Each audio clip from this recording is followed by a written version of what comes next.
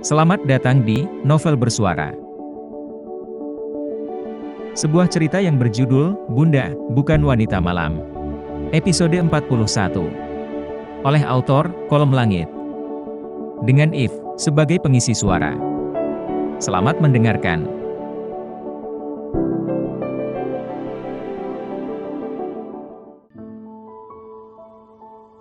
Setelah melewati malam panjang yang menyebalkan, pagi itu Wira dan Via beranjak menuju sebuah rumah sakit. Pihak rumah sakit baru saja memberitahu bahwa hasil tes pencocokan sumsum tulang belakang antara Lila dan Wira sudah keluar. Sepanjang jalan menuju rumah sakit, Wira dan Via saling diam. Bukan apa-apa. Kejadian semalam benar-benar membuat Wira berada antara perasaan kesal dan malu. Gagal melewati malam yang indah bukan sesuatu yang diharapkannya. Terlebih dengan kejadian dengan Aldi yang membuat geram sebelumnya. Setibanya di rumah sakit, mereka langsung menuju ruangan seorang dokter yang menangani Lila. Baik Wira maupun Via sudah tak sabar untuk mengetahui hasil tes tersebut. Dengan raut wajah terlihat serius, seorang dokter sedang membaca kata demi kata yang tertulis dalam sebuah kertas putih. Wanita itu melirik Wira dan Via bergantian, lalu kembali terfokus pada secari kertas yang berada di tangannya. "Bagaimana hasilnya, dokter?" tanya Wira tak sabar. Dokter wanita itu terdiam beberapa saat. Ia melirik Via yang sepertinya sudah bisa menebak hasilnya, hanya dengan menatap ekspresi sang dokter. Bahkan wanita muda itu sudah menitikkan air matanya. "Sebelumnya kami mohon maaf. Walaupun hasil tes DNA menunjukkan 99% identik. Namun untuk sumsum tulang belakang menunjukkan hasil sebaliknya. Artinya Pak Wira tidak bisa menjadi pendonor untuk pasien." Bagai mendapat guncangan hebat, air mata Via mengalir semakin deras. Ia telah menaruh harapan besar bahwa putri kecilnya dapat terselamatkan dengan ditemukannya orang tua kandung Lila. Namun ternyata keberuntungan belum berpihak padanya. Lila masih harus berjuang untuk hidup dalam belenggu sebuah penyakit. Begitupun dengan Wira yang terlihat sedih sekaligus terkejut. Laki-laki itu mengusap wajahnya.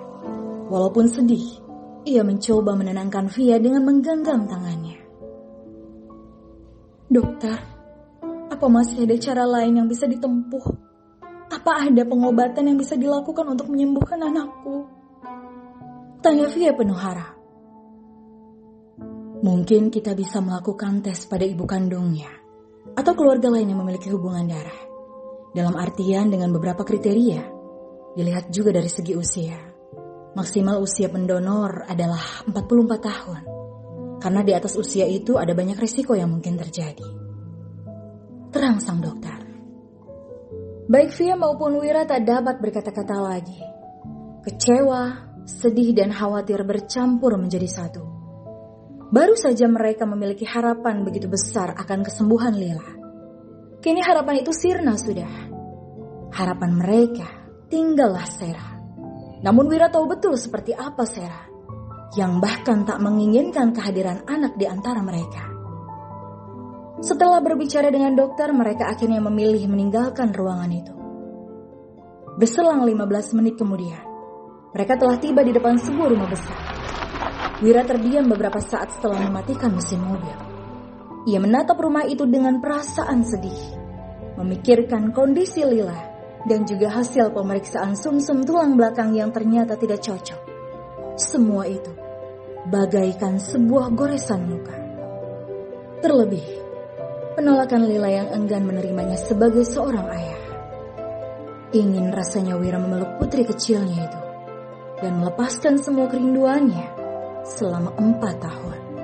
Namun apa daya, ia hanya dapat mendekat pada gadis kecil itu saat sedang tertidur saja. "Mas," panggil Via ketika sang suami terdiam sedari tadi.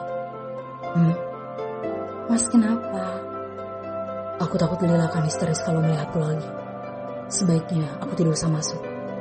Lila baik-baik saja, itu sudah membuatku senang. Walaupun masih diselimuti perasaan sedih setelah mendengar penjelasan dokter, Via tetap tersenyum. Lila itu anak yang tidak sulit diberi pengertian, Mas. Hatinya lembut dan penyayang. Karena itu dia sangat sensitif. Mas bisa mendapatkan Lila dengan memberinya perhatian lebih. Wira meraih jemari Via dan mengecup punggung tangannya. Kau seorang ibu yang sangat sempurna, Via. Lila beruntung memilikimu saat ibu kandungnya sendiri membuangnya. Saya bahkan tidak memikirkan hal buruk yang akan terjadi jika saja tidak ada yang menemukan Lila saat itu. Ingatan Wira kembali menerawang ke masa lalu. Rasa sakit karena pengkhianatan Sera memang belum lenyap sepenuhnya, pun dengan sisa cinta yang masih membekas. Namun ia bersyukur kini memiliki Via, seseorang yang baginya sangat sempurna sebagai istri dan ibu pengganti untuk anaknya. Karenanya, walaupun sulit, ia akan belajar mencintai Via dan menghabiskan sisa hidupnya dengan membahagiakan wanita itu. Terima kasih, sudah menjadi ibu yang terbaik untuk anakku. Aku tidak akan bisa membalas kebaikanmu. Aku sangat menyayangi Lila, Mas. Memang bukan aku yang melahirkannya, tapi aku menyayanginya lebih dari apapun. Aku tahu. Wira kemudian membelai wajah Via dan menatap beberapa bagian yang masih terlihat membiru akibat perbuatan Aldi semalam. Ayah akan sangat marah kalau tahu apa yang terjadi semalam. Aku tidak tahu apa yang akan dia lakukan pada Aldi nanti. Memangnya kenapa, Mas? Lihat saja nanti. Di dalam rumah, Lila sedang bermain sembari menonton film kartun kesukaannya. Sudah sejak tadi ia menunggu kedatangan sang bunda, namun belum juga kembali. Oma, bunda mana? Kenapa bunda tidak pulang? Lila mau bunda, Oma. Tanya Lila di sela-sela kegiatan paginya. Wanita parubaya itu mengusap rambut sang cucu dengan sayang diiringi senyum di wajah. Sebentar lagi juga bunda pulang. Lila mau pakai baju biru yang sama kayak boneka ini, Oma. Iya sayang. Tunggu sebentar lagi ya. Baru saja Oma ingin menghubungi Via, wanita muda itu sudah muncul dari balik pintu dengan seulas senyum tulus. Lila pun berlari kecil menyambut kedatangan sang bunda. Jangan lari-lari sayang, nanti Lila jatuh. Via merentangkan tangan lalu memeluk gadis kecil itu. Ia berusaha menyembunyikan kesedihannya dengan berusaha untuk tetap tersenyum. Dikecupnya wajah mungil yang baginya sangat manis itu. Bunda dari mana? Lila kan cari bunda. Kenapa bunda pulangnya lama? Bunda sibuk sayang. Coba lihat, bunda bawa baju gaun Lila nih. Jadi sekarang Lila bisa pakai deh. Lila mau pakai, boleh kan bunda? Ucapnya penuh semangat dengan memeluk sebuah boneka berpakaian biru di tangannya. Boleh sayang. Tapi Lila mau dengar bunda dulu kan? Mau bunda? Pintarnya anak bunda, makanya bunda sayang sama Lila. Karena Lila anak baik dan pintar. Dengan kelembutannya, Via selalu mampu meluluhkan hati gadis kecilnya itu. Lila sayang, Lila mau ketemu ayah. Ayah? Iya sayang, ayah juga mau ketemu Lila. Jadi, Lila tidak boleh takut lagi sama ayah. Lila mengerti? Mengerti bunda. Tak lama Wira muncul dari balik pintu. Lila yang masih memiliki sisa trauma mundur beberapa langkah saat menyadari Wira ada di sana. Namun Via selalu mampu membujuk anak gadisnya itu. Jangan takut sayang, ayah sayang sama Lila. Pelan-pelan Wira berjongkok di depan gadis mungil itu. Ia tersenyum dengan mengulurkan tangannya. Sini, sama ayah. Masih dengan sisa ketakutannya, Lila mendekat. Sehingga Wira segera meraih tubuh Lila dan memeluknya.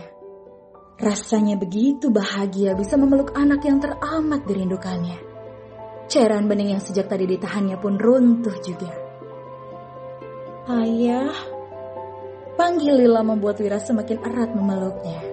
Pertama kali mendengar panggilan ayah dari Lila memberi kebahagiaan tersendiri baginya. Ia melepas pelukan. dan mengecup setiap bagian wajah gadis mungil itu. Ayah, jangan jahat sama bunda lagi ya. Lila sayang bunda. Nanti kalau ayah jahat sama bunda lagi, Lila malah sama ayah loh. Iya nak, ayah sayang sama Lila, sama bunda juga. Suasana haru pun tercipta di ruangan itu ketika Lila mulai menerima kehadiran Wira sebagai ayahnya. Dan tak berselang lama, Tuan Gunawan keluar dari sebuah kamar, lalu ikut bergabung di sana. Seketika, bola mata pria parubaya itu membulat saat menyadari sesuatu yang lain di wajah menantu kesayangannya. Tatapan tajam penuh tuduhan pun kembali terarah pada Wira. Jelaskan apa ini? Ucapnya dengan raut wajah menggeram. Bersambung.